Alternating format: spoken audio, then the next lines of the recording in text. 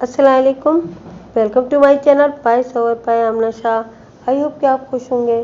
कहानी शुरू करने से पहले आपसे रिक्वेस्ट है कि अगर आपको मेरा कंटेंट पसंद आता है तो प्लीज़ मेरे चैनल को सब्सक्राइब कीजिए। आइए कहानी का आगाज़ करते हैं। ये वाक़या किस जगह पेश आया था, मैंने पूछा। बशीर भट्टी ने जवाब दिया कि मैं कामुकी से वापस घर आ रहा था। बस में सफ़र के दौरान में किसी जेब कुतरे ने हाथ की सफाई दिखाते हुए मेरा बटुआ निकाल लिया था। तुम्हें कब पता चला कि तुम्हारी जेब कट चुकी है? घर आने के बाद मुझे इस बात का पता चला था।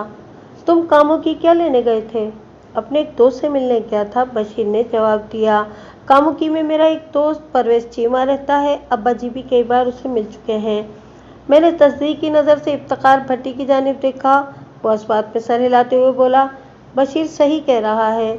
वो पिछले महीने 25 तारीख को कामुकी गया था। वहाँ इसका दोस्त परवेज चीमा आड़त का कारोबार करता है। मैंने चुपते हुए लहजे में कहा, इफ्तिखार साहब, क्या इस रोज़ बशीर आपको बता कर गया था कि वो कामुकी जा रहा है?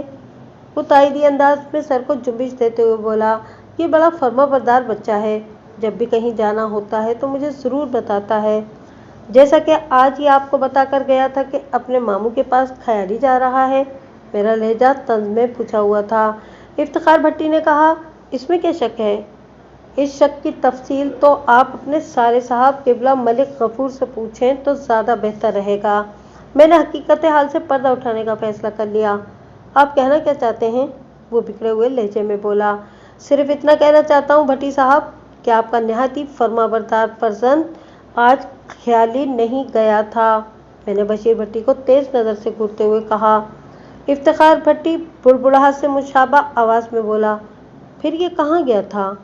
ये तो आप अपने सपूती से पूछें, मैंने कहा। उसने सवालिया नज़र से बेटे को देखा।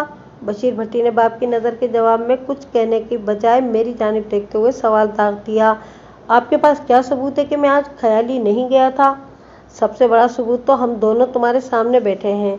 मैंने एक एक लफ्ज़ जहर पे डूबा हुआ कहते हुए कहा।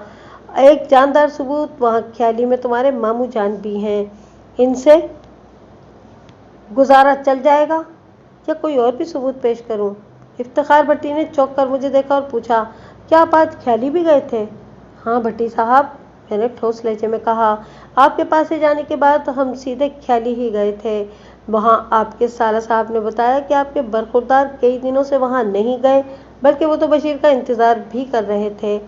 इफ्तिखार ने मेरी वजाहत पर उलझन ज़दा नज़र से बेटे को देखा और पूछा, बशीर, आज अगर तुम ख्याली नहीं गए तो फिर कहाँ गए थे? वो शर्मिंदा लहजे में बोला, मैं घोनकी चला गया था अब्बा जी। ये बात तुमने मुझे क्यों नहीं बताई? वो बात बनाते हुए बोला, इसका मौका ही नहीं मिल सका। यहाँ से तो मैं ख्याली के लिए ही निकला था, मगर बाहर जाकर घोनकी जाने का प्रोग्राम बन गया। एक दोस्त को वहाँ ज़रूरी काम से जाना था। वो पहले कभी घोनकी नहीं गया था, इसलिए मैं उसके साथ चला गया था। सोचा था वापसी पर आपको सूरत हाल से आगाह कर दूंगा, मगर इस मौजू पर आपसे तफसीली बात करने का मौका ही नहीं मिल सका। मैं यहाँ पहुँचा तो आप पुलिस की कहानी ले बैठे। मैं ज़हनी तौर पर इतना उलझ गया कि आपको कुछ बता ही नहीं सका। बशीर भट्टी ने जैसे तैसे अपने बाप को मुतमईन कर दिया। इसकी वजाहत के बाद इफ्तिखार भट्टी ने उकताए हुए लहजे में सिर्फ इतना ही कहा, पता नहीं तुमने कैसे कैसे दोस्त बना लिए हैं, मेरी तो कुछ समझ में नहीं आ रहा। इफ्तिखार तो मुतमईन हो गया था, मगर मैं आसानी से बशीर की जान छोड़ने वाला नहीं था। मैंने उससे पूछा, तुम घोनकी किससे मिलने गए थे? मिलने मैं नहीं, बल्कि मेरा दोस्त गया था। वो जल्दी से बोला, मैं तो सिर्फ उसके साथ गया था। तुम्हारे दोस्त का नाम क्या है? इम्तियाज़, उसने बताया। क्या वो यहीं कंगनी वाला ही में रहता है? उसने उस बात में जवाब दिया। मैंने पूछा, क्या इस वक्त इम्तियाज़ को यहाँ बुलाया जा सकता है? वो इस वक्त यहाँ मौजूद नहीं, बशीर ने बताया। वो घोनकी ही में रह गया है। मैं अकेला वापस आया हूँ। मैंने पूछा, तुम लोग घोनकी में किसके पास गए थे? इम्तियाज़ के जानने वाले एक शख्स आगा फरहाद के पास। क्या ये वही घोनकी है जो सियालकोट जाते हुए रास्ते में पड़ता है? मैं बाल की खाल उतारते हुए बोला। जी हाँ, बशीर ने उस बात में सर हिलाया, ये वही घोनकी है। बस कंडक्टर अक्सर ये आवाज़ लगाते हैं, सियालकोट बरास्ता घोनकी। बसों के आगे इन्हीं अल्फाज की परेड भी लगी होती है। मैं गुफ्तगू के साथ साथ अपनी डायरी में अहम पॉइंट भी नोट करता जा रहा था। मैंने बशीर से कहा, तुम ये मत समझना कि मैं तुम्हारी बातों पर आंखें बंद करके यकीन कर लूँगा। मैं घोरकी में आगा फराज से तुम्हारे बयान की तस्दीक ज़रूर करूँगा। ज़रूर ज़रूर, वो मजबूत लहजे में बोला। आप जिस तरह चाहें अपनी तस्दीक कर सकते हैं। मैंने दोबारा इब्तिदाई गुफ्तगू की तरफ आते हुए कहा, तुमने बताया है कि पिछले माह की 25 तारीख को तुम अपने एक दोस्त परवेज चीमा से मिलने कामुकी गए थे। जी हाँ, मैंने यही बताया है।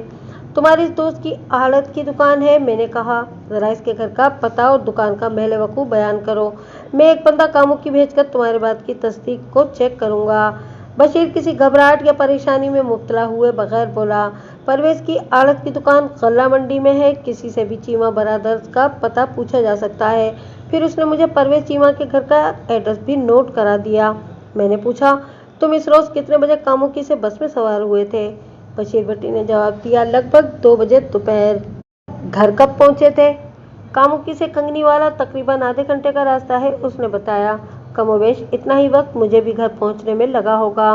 मेरा ख्याल है मैं 2:30 बजे दोपहर घर पहुंच गया था। कामुकी से कंगनीवाला तक बस कितनी जगह रुकी थी? कंगनीवाला बाकायदा बस स्टॉप नहीं है, उसने जवाब दिया। सवारी की दरखास्त पर कंडक्टर बस रोक लेता है। इसी तरह कामुकी से कंगनीवाला तक 3-4 मरतबा बस रुकी थी। दरमियान में सिर्फ एमनाबाद ही बाकायदा स्टॉप है जहां लगभग 10 मिनट के लिए बस रुकी थी। मैंने एक और जाविये से सवाल किया, क्या तुमने अपनी जेब के कटने की रिपोर्ट कहीं दर्ज करवाई थी? इस मरतबा बशीर भट्टी के बाप ने जवाब दिया, मलिक साहब, ऐसी छोटी मोटी रिपोर्टों पर भला क्यों कार्रवाई होती है और कहाँ कार्रवाई होती है? कामुकी से कंगनीवाला तक पुलिस कहाँ कहाँ जेब कुतरे को तलाश करती फिरेगी। ये तो पत्थर से सर टकराने के मुतरादिफ है।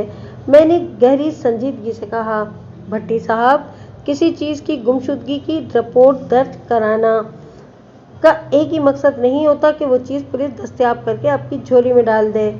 तो फिर इसके अलावा और क्या मकसद होता है थानेदार साहब? बशीर भट्टी ने पूछा। मैंने कहा, सबसे अहम बात यह होती है कि आपसे मुतालिका चीज़ अगर किसी वारदात में इस्तेमाल हो जाए या जाए वकुआ पर पड़ी मिले तो मुसीबत चलते चलते आपके दरवाजे तक भी आ पहुंचती है, खुसूसन कोई ऐसी चीज़ जो आपकी मिल्कियत हो या आपकी शनाख्त का बायस हो, मसलन काढ़ा हुआ रुमाल, इस्तेमालशुदा कंघी और चमड़े का बटवा वगैरह वगैरह। आखिरी जुमला मैंने तंजिया अंदाज में अदा किया था। बशीर भट्टी फिक्रमंद लहजे में बोला, फिर तो वाकई मुझसे गलती हो गई है। मुझे चाहिए था कि फिलफौर अपनी जेब कटने की रिपोर्ट दर्ज करा देता। अब इतना परेशान होने की भी ज़रूरत नहीं है, इफ्तिखार भट्टी ने कहा। जो गुजर गई वो गुजर गई, आइंदा मोहतात रहना।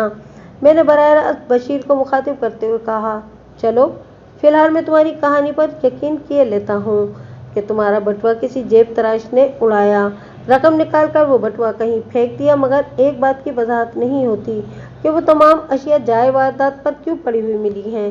क्या इससे ये जाहिर नहीं होता कि कोई शख्स दानिस्ता तुम्हें इस मामले में मुलविस करने की कोशिश कर रहा है? हाँ, मुझे भी ऐसा ही महसूस हो रहा है, वो तायदी अंदाज में बोला। इफ्तिखार भट्टी बोला, मलिक साहब, इससे एक और बात भी साबित होती है। वो क्या अब्बा जी? मेरे बजाय बशीर ने सवाल किया। वारदात पर बशीर से मुतालिक चीज़ों का पाया जाना यह भी साबित करता है कि इस मामले में बशीर किसी भी तौर मुलविस नहीं है, इफ्तिखार भट्टी ने मुदल्लिल अंदाज में कहा, वरना कोई मुजरिम इतना नादान या अहमक नहीं होता कि पुलिस वालों की आसानी के लिए मौका वारदात पर असखुद इतना बड़ा सुराग छोड़ा है। मुझे भी यही लगता है कि बशीर के किसी दुश्मन ने यह चाल चली है। इफ्तिखार भट्टी की दलील को रद्द नहीं किया जा सकता था। मैंने पूछा, क्या आप मुझे बशीर के दुश्मनों के बारे में बताएंगे ताकि मैं तफ्तीश की गाड़ी को आगे बढ़ा सकूं? मैं दानिस्ता ताउन आमेज गुफ्तगू कर रहा था। मैंने यही तासुर देना चाहता था कि बशीर पर अब मुझे ज़रा भी शक नहीं रहा। इस तरह मैं बेहतर तौर पर इनसे और खुसूसन बशीर से काम की बात उगलवा सकता था। शायद उसके मुँह से कोई ऐसी बात निकल जाती जो मेरे लिए मुफीद और कारआमद साबित होती। इफ्तिखार भट्टी ने कहा कि हर इंसान के दोस्त और दुश्मन तो होते ही हैं, लेकिन मैं खामखा किसी का नाम लेकर उसको फंसवाना नहीं चाहता। इसका मतलब है कि आप ताउन से इनकार कर रहे हैं? मैंने कहा, यह बात नहीं है मलिक साहब, वो जल्दी से बोला। दरअसल ऐसा कोई शख्स मेरी नज़र में नहीं है जिसका नाम मैं बशीर के दुश्मन के तौर पर आपके सामने पेश कर सकूं। तुम इस सिलसिले में क्या कहते हो बशीर? मैं भी यही कहूँगा कि मेरा ऐसा बदतरीन दुश्मन कोई नहीं है। जो मुझे कत्ल के मामले में फंसाने की कोशिश करे। छोटी मोटी नाराजगी और मुंहमारी की बात और है, लेकिन यहाँ सब मुझसे डरते हैं। किसी में इतनी जरूरत नहीं कि मेरी आंखों में आंखें डालकर देख सके। मैंने कहा, आंखों में आंखें डालकर सिर्फ दिलेर दुश्मन ही देखते हैं। बुज़दिल और कमज़ोर अफराद पीठ के पीछे से वार करते हैं, इसलिए कमजोर और बेहैसियत दुश्मनों से ज्यादा मोहतात रहने की जरूरत होती है। बहरहाल वो कंधे उचकाते हुए बोला, जहाँ तक मेरी याददाश्त काम करती है, कोई कमजोर या ताकतवर शख्स मेरा दुश्मन नहीं है। इसकी सोच नादानी और बेवकूफ़ी से मुरस्सा थी। मैं इस बहस में वक्त ज़ाया नहीं करना चाहता था, इसलिए काम की बात की तरफ आते हुए मैंने बशीर भट्टी से कहा, बरखुरदार। मैंने शफकत आमेज लहजे में उसे मुखातिब किया ताकि अपनायत की फ़ज़ा कायम हो सके। मुझे अब यकीन होता जा रहा है कि तुम पप्पू मर्डर केस में मुलविस नहीं हो, लेकिन अपनी मुकम्मल बेगुनाही साबित करने के लिए तुम्हें मेरे चंद नाजुक सवालात के जवाब देना होंगे। मैं आपके हर नाजुक और अहम सवाल का जवाब देना चाहूँगा, वो पूरे एतमाद लहजे में बोला, ताकि मेरी ज़ात पर से आपका शक मुकम्मल तौर पर ख़त्म हो सके और आप मुझे बेगुनाह तस्लीम कर लें। पूछे, क्या पूछना चाहते हैं आप? मैंने इफ्तिखार भट्टी की जानिब देखा, वो फ़ौरन मेरी तरफ मुतवज्जा हो गया। मैंने कहा, भट्टी साहब, अब वो मरहला आ गया है जब मैं कुछ राज़ो न्याज़ छोटे भट्टी साहब से तन्हाई में करना चाहूँगा। इफ्तिखार भट्टी फ़ौरन उठकर खड़ा हो गया और दरवाजे की जानिब कदम बढ़ाते हुए बोला, आप इत्मीनान से बात कर लें, मैं आपके खाने पीने के लिए कुछ भेजता हूँ। इससे पहले कि मैं उससे कुछ कहता, इस तकल्लुफ़ की ज़रूरत नहीं, वो बैठक से बाहर जा चुका था। मैं बशीर भट्टी की तरफ मुतवज्जा हो गया। बरखुरदार, अब किसी किस्म की दरोगोई से काम लेने की कोशिश न करना, वरना मामला बिगड़ जाएगा। मैंने पहले भी गलत बयानी से काम नहीं लिया थानेदार साहब। ये बहुत अच्छी बात है और तुम्हारे हक में जाती है, मैंने सराहने वाले अंदाज में कहा। तुम मुझे खासे माकूल नौजवान लगते हो। वो एक पुलिस अफसर से अपनी तारीफ सुनकर खुश हो गया, और ख़ास तौर पर वो पुलिस अफसर जो उसके बारे में तफ्तीश कर रहा हो। मैंने दानिस्ता ये रवैया अपनाया था। मैंने उससे पूछा, क्या तुम्हें भी ऐसा महसूस होता है कि हम पहले भी कहीं मिल चुके हैं? वो कुछ देर सोचने के बाद बोला, नहीं जनाब, मैं ऐसा महसूस नहीं करता। आज हम पहली मर्तबा मिले हैं, मगर मुझे ऐसा महसूस हो रहा है। मैंने कहा, फिर तो आपको ये भी पता होगा कि हम पहले कब और कहाँ मिल चुके हैं। यही तो याद नहीं आ रहा बरखुरदार, मैंने पेशानी मसलते हुए कहा। बशीर भट्टी ने कुछ नहीं कहा। मैंने पूछा, क्या तुम जानते हो मकतूल पप्पू कौन था? एक लम्हे के लिए उसका चेहरा मुतगय्यर हुआ, लेकिन फिर उसने संभाला ले लिया और ठहरे हुए लहजे में जवाब दिया, वो अहमदाबाद में रहने वाले एक शख्स सिकंदर अली का अकलौता बेटा था। क्या वो सिर्फ सिकंदर अली का बेटा था? क्या मतलब है आपका? उसने उल्टा मुझसे सवाल कर दिया। मैंने अपनी बात की वजाहत करते हुए कहा, सिकंदर अली तो उसका बाप था, पप्पू किसी माँ का बेटा भी तो था। जाहिर है जनाब, हर बच्चे की कोई न कोई माँ तो होती है जो उसे जन्म देती है। वो फलसफियाना अंदाज में बोला, पप्पू की भी कोई न कोई माँ ज़रूर होगी, कोई माँ ज़रूर होगी। मैंने उसी के अल्फाज दोहराए। तुम इतनी ज़्यादा अजनबियत का मुजाहरा क्यों कर रहे हो बशीर भट्टी? आप कहना क्या चाहते हैं थानेदार साहब? मैं कहना नहीं बल्कि पूछना चाहता हूँ कि क्या तुम पप्पू की माँ से वाकिफ़ नहीं हो? मैंने सनसनाते हुए लहजे में कहा। वो तो शादी से पहले तुम्हारे कंगनी वाला ही में रहती थी और शादी के बाद भी साल 6 महीने में अहमदाबाद से यहाँ आती रहती है। मगर आप मुझे ये सब कुछ क्यों बता रहे हैं?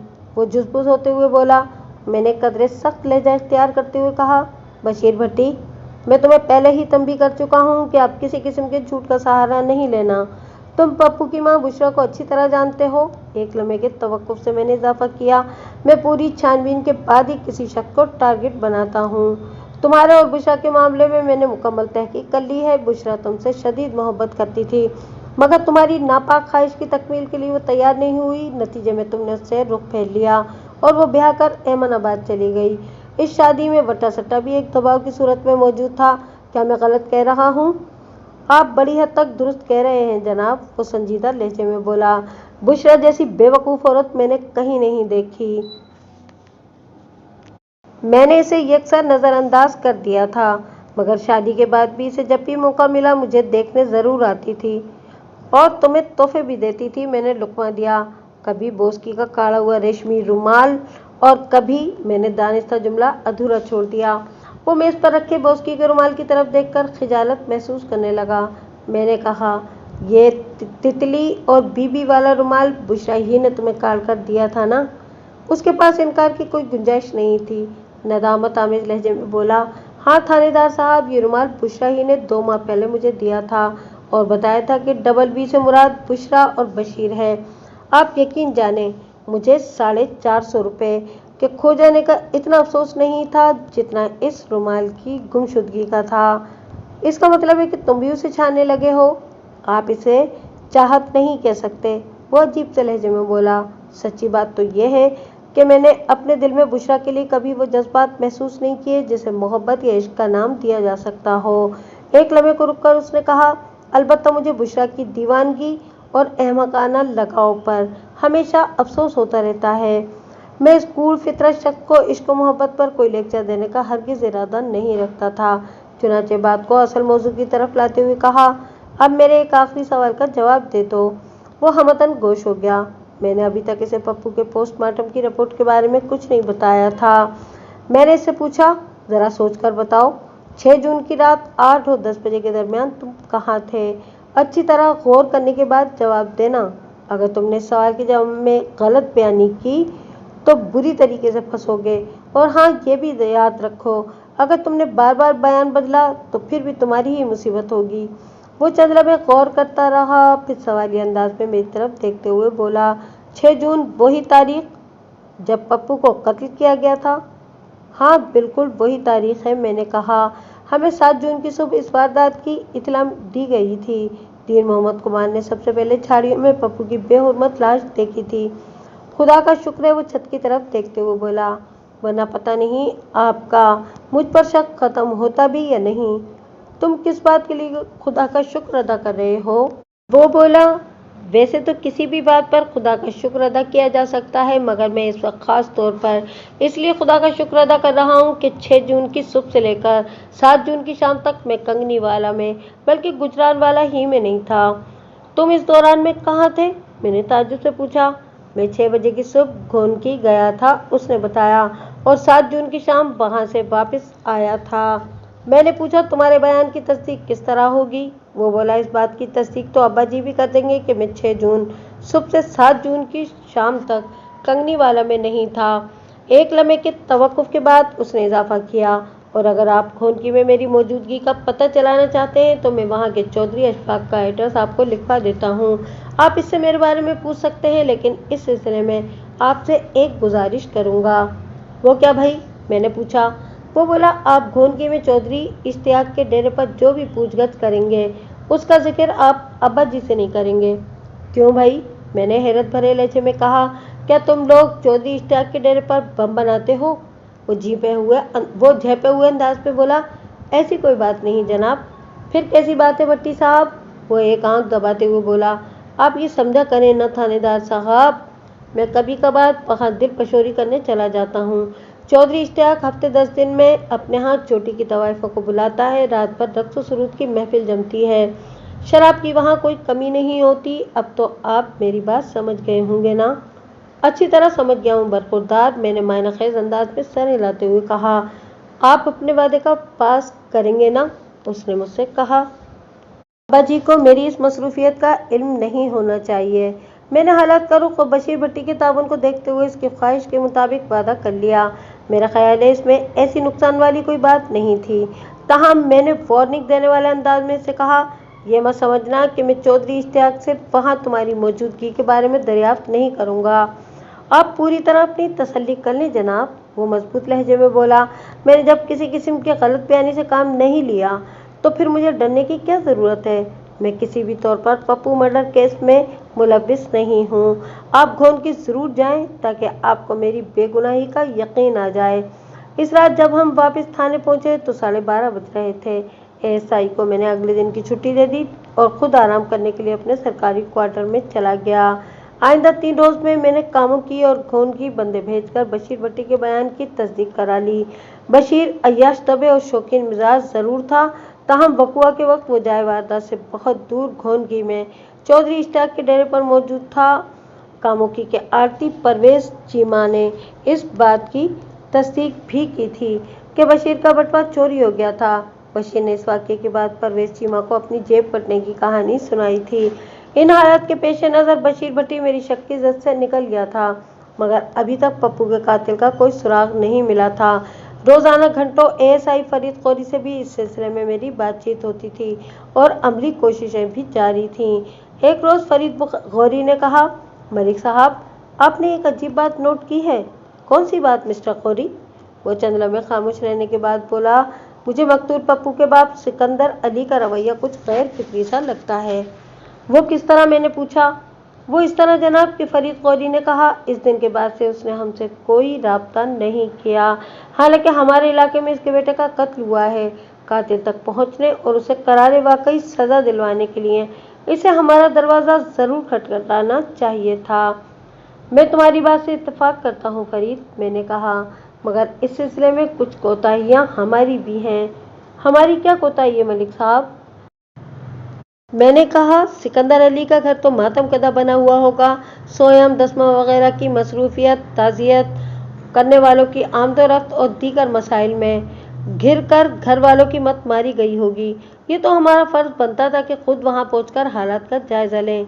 तो फिर क्या इरादा है? फरीद गौरी ने कहा, कल एमनाबाद का चक्कर लगाएं, मुमकिन है कोई मुफीद बात मालूम हो जाए। मैंने कहा कि ठीक है, कल हम एमनाबाद जाएंगे। अगले रोज़ हस्बे प्रोग्राम में एएसआई फरीद गौरी के साथ एक बेडफोर्ड बस में सवार होकर एमनाबाद की तरफ जा रहा था। ये बस गुजरानवाला से वाहिंडू तक जाती थी और एमनाबाद के अंदर से होकर गुजरती थी। इस बस में सफ़र करने का एक फ़ायदा ये भी था कि बस स्टॉप से सिकंदर अली के घर जाने के लिए हमें पैदल न चलना पड़ता और ये बस हमारे थाने के सामने से ही मिल जाती थी। हमारी दस्तक के जवाब में दरवाज़ा सिकंदर अली की बीवी बुशरा बेगम ने खोला। सिकंदर अली इस वक्त घर में नहीं था। बुशरा ने हमें बैठक में बिठाया। हमारे दरमियान पप्पू के मुतवक्के कातिल के बारे में बातें होने लगीं। इस दौरान में बशीर भट्टी भी ज़ेर बहस आया, लेकिन मैंने तमाम गुफ्तगू के दरमियान ये बात ख़ास तौर पर नोट की कि बुशरा अपने दिल में बशीर के लिए अच्छे जज्बात रखती थी।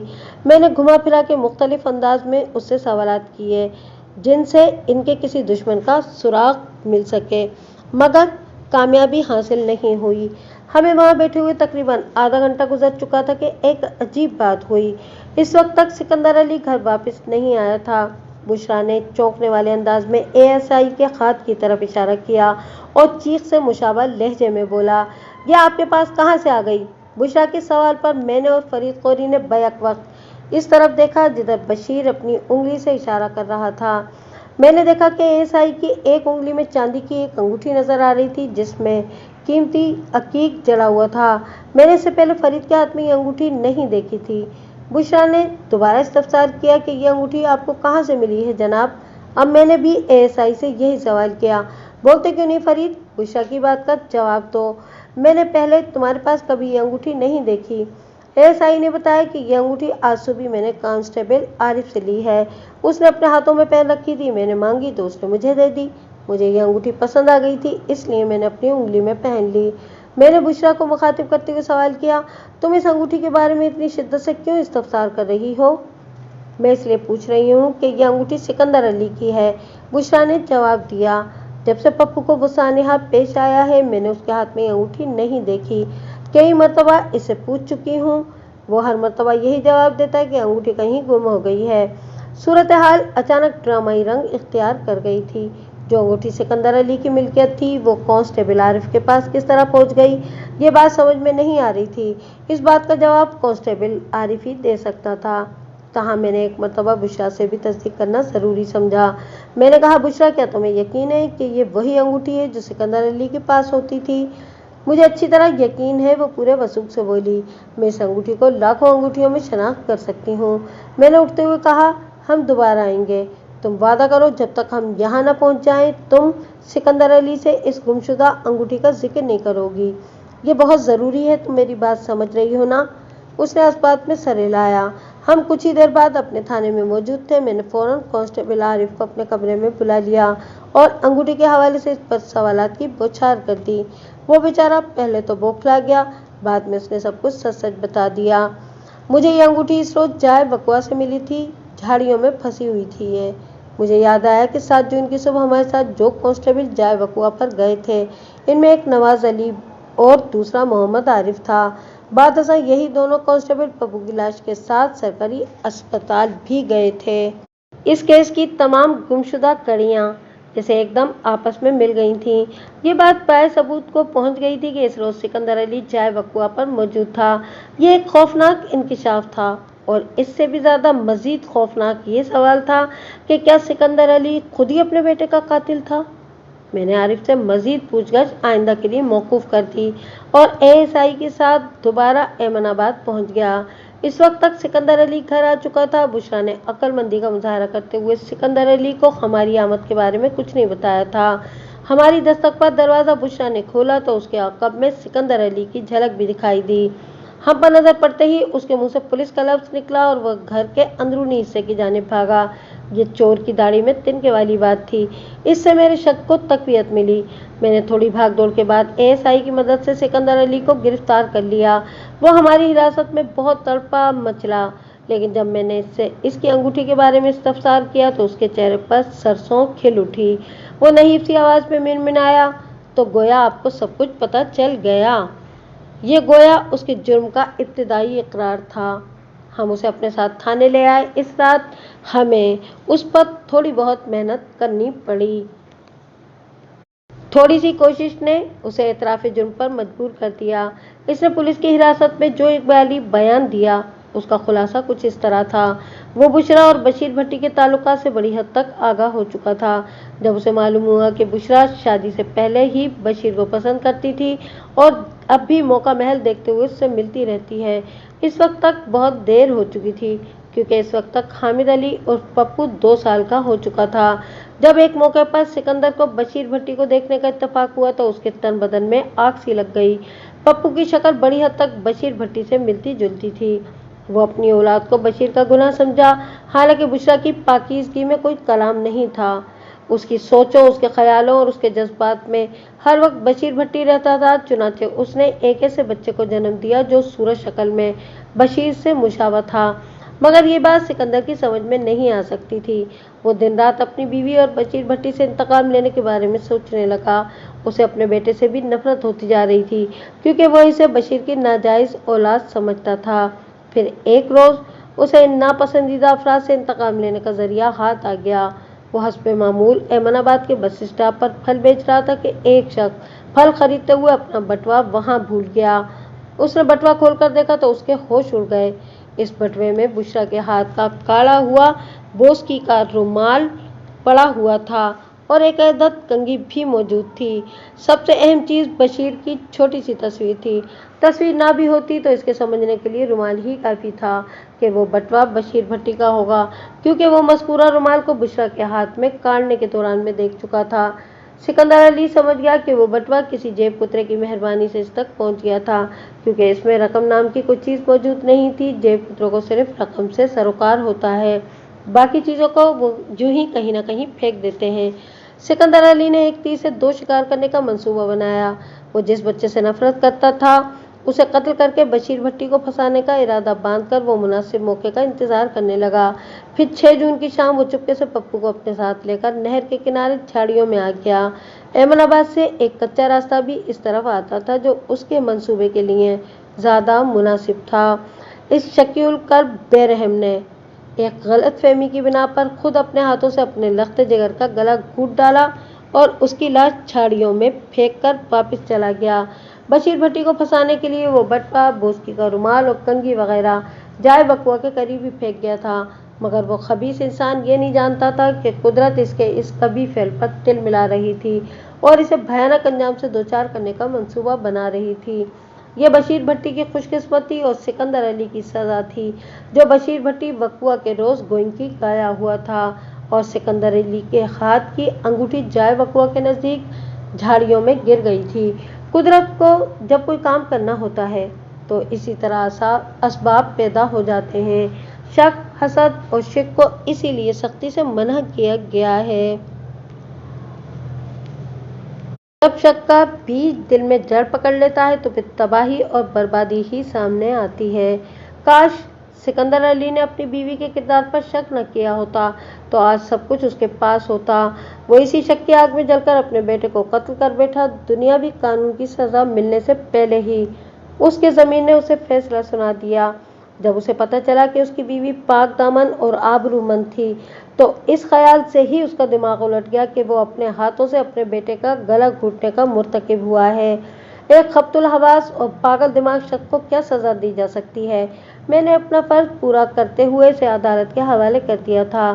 عدالت نے اسے جیل بھیج دیا۔ جیل والوں نے کچھ عرصہ اپنے پاس رکھ کر اسے آزاد کر دیا۔ وہ ایک ایسا آزاد انسان تھا جو اپنے ضمیر کا قیدی بن چکا تھا۔ بعد میں اسے ایمن آباد کے بس اسٹاپ پر خاک بسر دیکھا گیا۔ اللہ ہم سب کو صحت مند سوچ اور جائز رویہ اپنانے کی توفیق دے، آمین ثم آمین۔